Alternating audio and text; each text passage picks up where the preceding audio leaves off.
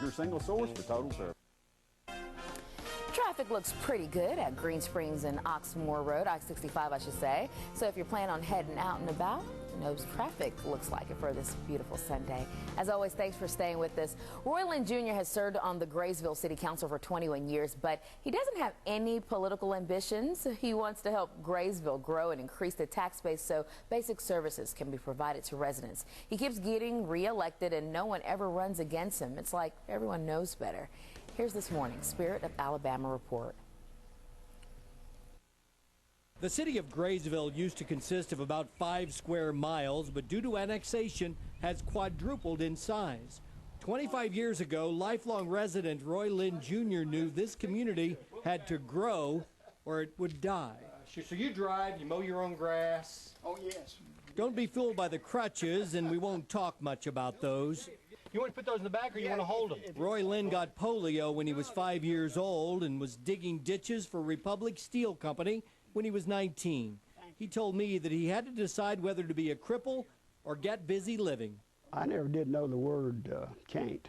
If somebody tell me you can't do that, I'd do it or bust a gut, one of the two. Roy Lynn began pushing years ago for Graysville to annex parts of Jefferson County. It wasn't just about having a bigger city. He told the mayor at the time, Carter X, I-22, all this was in the making at the time. And I said, Wayne, we're not going to have anything, but you're going to have some interchanges off Carter X here that the city's going to need for business-wise and what have you, and it's planned out to be so. As we drove around Graysville, Roy Lynn pointed out the growth that will increase the tax base in Graysville.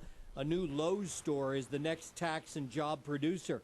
But it's the new I-22 with 3 interchanges in Graysville that Roy Lynn is excited about. Give us a tax base that we've never had before to do a lot of things that we've been wanting to do for years. It's going to be the best thing that's happened to us. Roy Lynn, on crutches and all, went door to door with petitions, getting people to sign up to be annexed into Graysville.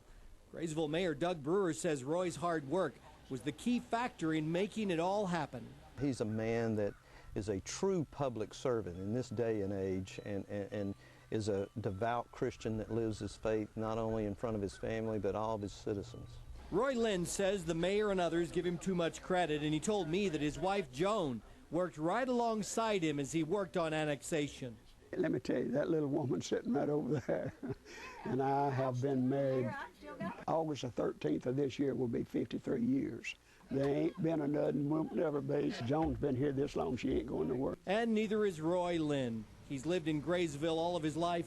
He loves his community, and it shows in so many ways. Mayor Brewer says if you want to run for office, he'd advise against running against Roy Lynn.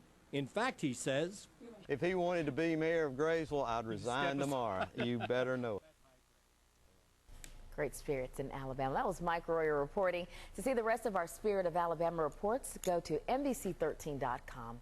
Well, the injury count is rising for this year's running of the bulls in Spain. Today, 4 people were gored and 6 others were hurt. Yesterday, 5 runners were gored and 6 others were injured.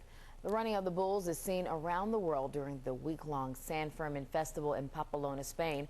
Earlier this week, a 27-year-old man became the first person in 15 years to be killed while running with the bulls when